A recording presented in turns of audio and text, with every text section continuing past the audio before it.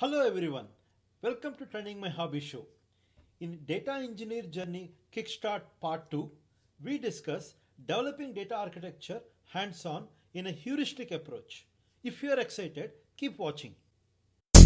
Training my hobby is all about seeking and sharing knowledge. Welcome back. Developing data architecture hands-on is going to be very short. Before we proceed, the intent for this video is to introduce aspiring data engineers how to develop data architecture. We design the content in heuristic approach such that our content is sufficient for kickstarting data engineer journey and developing data architecture. In this video, we are going to discuss maturity model, data architecture. While developing data architecture hands-on, I refer to enterprise data flow diagram which was discussed in detail in the first video of this video series. If you haven't watched my first video, not a problem. The enterprise data flow diagram referred in this video, I feel should be self-explanatory. Once we are done with the hands-on, then I will end my video with some recommendations. Again, before I start, I recommend you all to watch my first video, which is not mandatory to continue this video. It's just a recommendation. And the link to that video is provided in the description. Let us start our first topic, Introduction to Maturity Model, Data Architecture. When you actually start data engineering journey, you will start first understanding different technologies. It could be Hadoop ecosystem, it could be Hortonworks, Cloudera, or it could be programming languages or distributed computing technologies or tools like Scala, Spark, Talend, and Informatica. Once you got a fair understanding of these technologies, then you start building data components like data lake, EDW, data mart. Once you build these data components, you want your users, business users to view the data. So you start developing reports, dashboards using various data visualization tools. But I feel a data engineer, before starting their data engineering journey, should have a good understanding of data maturity model, data architecture, and information architecture. And this is the scope of this video, which we'll be discussing here. To start with, maturity model. As you know, like there are many emerging technologies or trends like IoT, cloud, big data, DevOps. Every of this trend has a maturity model. What does a maturity model says? A maturity model defines how an enterprise from its current state adopt an emerging technology and establish more capabilities in a phased manner to improve its services to its customers. I found out some very good links which are available in the internet about this maturity model. I provided all these links in the description of this video. I strongly recommend you all to watch this video. For the sake of this video, I am just referring to a blog article from IBM called A Maturity Model for Big Data Analytics, which I feel is very informative, wherein it describes various aspects in a maturity model like business strategy, information, analytics, and architecture. Since the scope of this video is all about developing data architecture hands-on, I am not going to discuss in detail about this link, but I strongly recommend you all to study more about that. Now start data architecture. Firstly, why data architecture? Generally, an enterprise business functions include customers, products, vendors, sales, marketing, and employees. In such large enterprise, every business function generally maintain their dedicated or siloed databases to support their business functions, and each siloed database might maintain customer data, products in that siloed database. So if this is one business application, this is one set of business application focusing on say products, this set of business applications focusing on customers, this business application might maintain creating it, updating it, deleting the customers within the silo databases. But in a large enterprise, for business leaders to understand how they're performing it, to understand how their customers are performing it, they need to build some business analysis applications quickly and efficiently. Before proceeding further, let's understand what is data architecture. As detailed here, different various characteristics of the data architecture. Data architecture generally describes how data is stored. In a large enterprise where they are supporting their customers from last 10 to 15 years, surely they will have historical data, and they have daily transactional data, and the data could be in structured or unstructured format. Once you collect the data, then you need to process it. The processing could be a batch or it could be real time. These processes, what they do, they develop some information, they establish or they build some information assets. These information assets, once they are established, they need to be stored somewhere and need to be accessible to the business users. With the time, the value of information or the data will diminish. So you need to retain it or archive that such data somewhere. So your data architecture describes about that. Your data architecture also describes how you are going to support the users of the system in defining the access rules. Also, it describes how you are going to arrange the data. Here, arrangement means, are you going to store the data in an aggregated way? Are you going to store the data in a single JSON consolidated way? Are you going to store the data in a detailed way? So all such things your data architecture is going to describe. Once the data is arranged, certainly it needs not only the users, the other systems within the enterprise needs to be accessed. So you show them or you describe them how such systems can integrate with your implementation of your data architecture and collect and use that information of the raw data. In an enterprise, when you are building an enterprise architecture, the different architectures are there, like application architecture, business architecture, integration architecture. Data architecture is also one such as pillar of that. Let's start doing hands-on data architecture. Before we start, I like to provide or give a couple of tips or recommendations. Firstly, while developing data architecture, I feel a data engineer should have a fair understanding of enterprise data flow, its business functions, its entities, and how they function, how they integrate. I feel data engineers should have a good understanding of that. Secondly, while developing the data architecture, a data engineer should build their thoughts something like left to right, top to bottom. These directions represents how the data and information flows across the enterprise. Last but not the least, a data engineer should have the good understanding of what are the characteristics or what describes the data architecture. Let us start developing the data architecture hands-on. As part of step 1, as I said, let us build some left to right thinking. On the left hand side, you mention all the data sources and their data types, like relational databases, streaming data, text files, structured, unstructured data, social media data, like that. It's quite common that a large enterprise stores data in various formats like relational databases, flat files. It's quite common. So you highlight in your data architecture all such formats as input formats. As discussed in previous slides about data architecture, what characteristics, enterprise needs to collect all this data from the source systems. So all these are the source systems. Think about like all these are nothing but this business functions and the silo databases, right?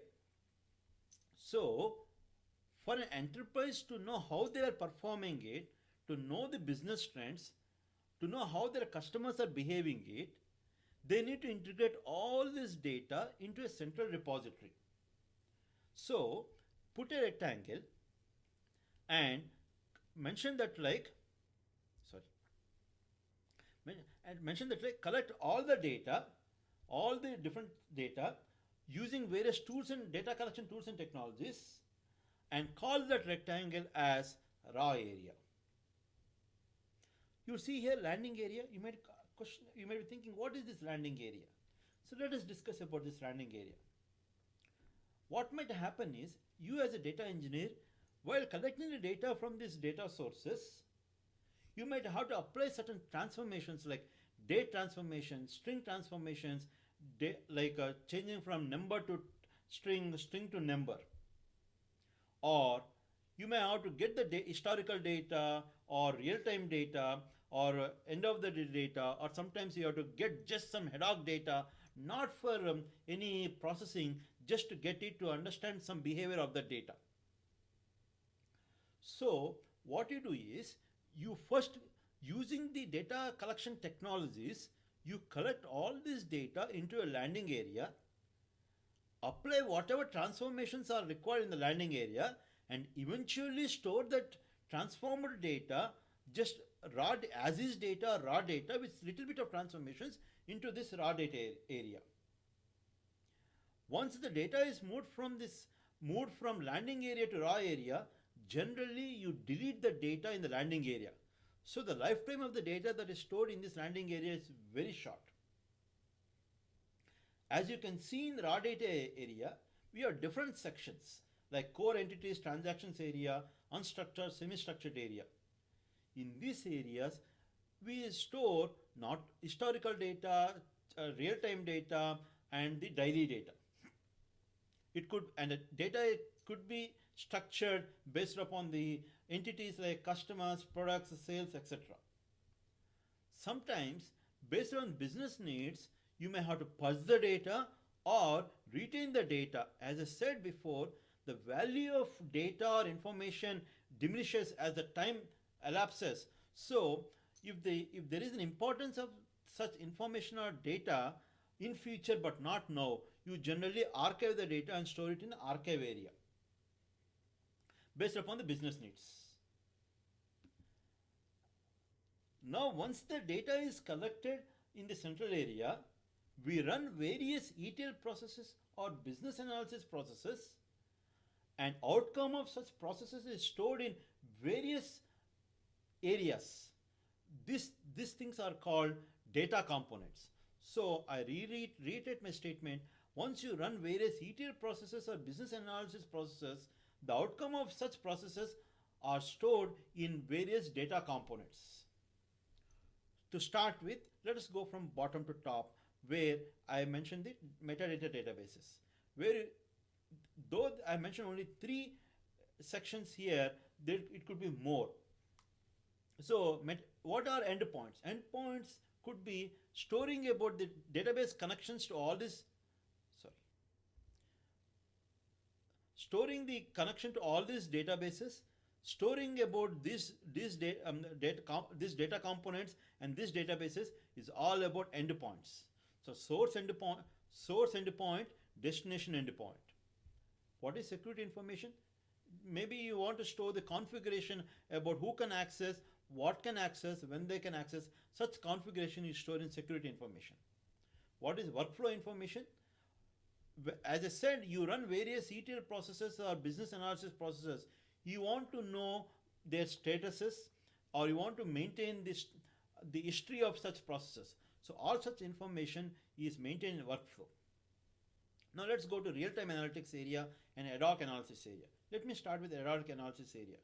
In my experience, I have seen that before getting the data and storing it into a raw area for a longer time, maybe some data sets from the raw systems, you want to get it, just understand the data by doing some data profiling or doing some data analysis, and then decide whether they are good candidates to store in the raw area or not.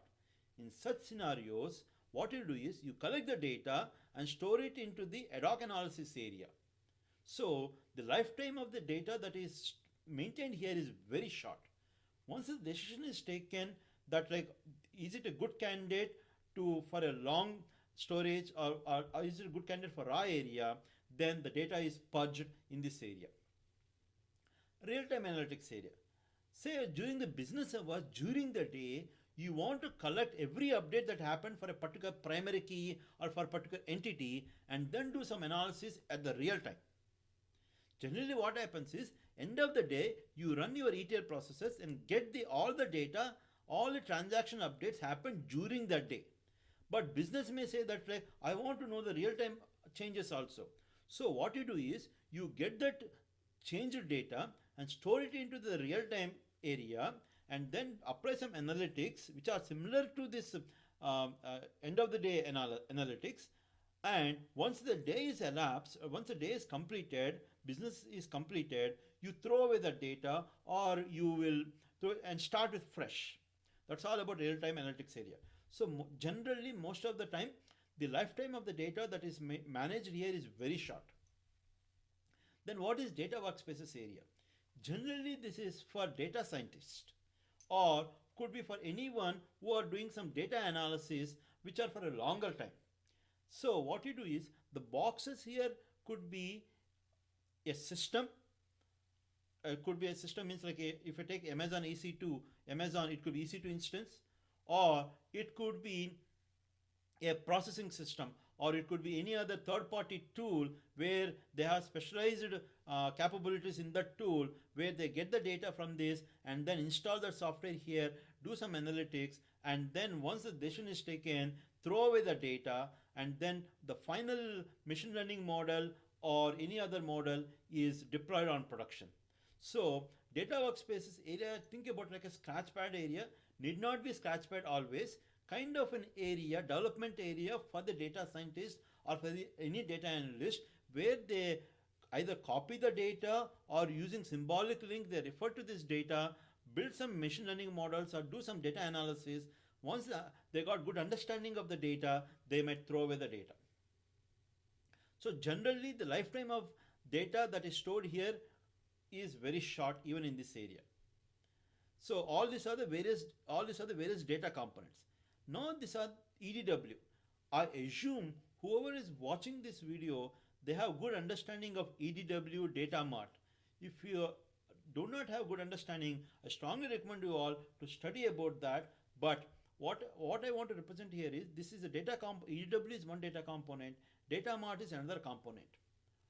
Since in a large enterprise you are processing millions of records and large amount of data, it's very hard for business to know what data is available across this raw area, across these data components. So it's a good practice to maintain metadata about this information in a search-based systems like a Solr or Elasticsearch. That's why we generally call this as a data discovery job. Sometimes, based upon the business need, you may index even the transactional data, not only the metadata, not only the data about this data storage, but also the real entity data. Suppose a product is a good use case. So suppose you want to know what different products. So you get the data from the product business function, store it into this raw area and index it about it here so that business users can easily search for the data. These are the various data components. Once the data is run to the various business analysis process which we discussed in the previous slide and stored it in EDW, data mart and such systems, we need to make this data available to the end users. So what we do is we generally define an area called data delivery area or API area. This could be a web services area. As you can see here, this vertical box is not throughout the length of this data components, which means, or what we are saying from our data architecture is that whoever wants to access this data components, either they can access it from the API layer or data delivery layer, or they can directly connect to that based upon the access privileges they have. That's why I did not put this box throughout the length of this data components. Now once you define everything, then it needs to be a consumption area. That means someone has to consume or use the information that has been established here or raw data that has been stored here.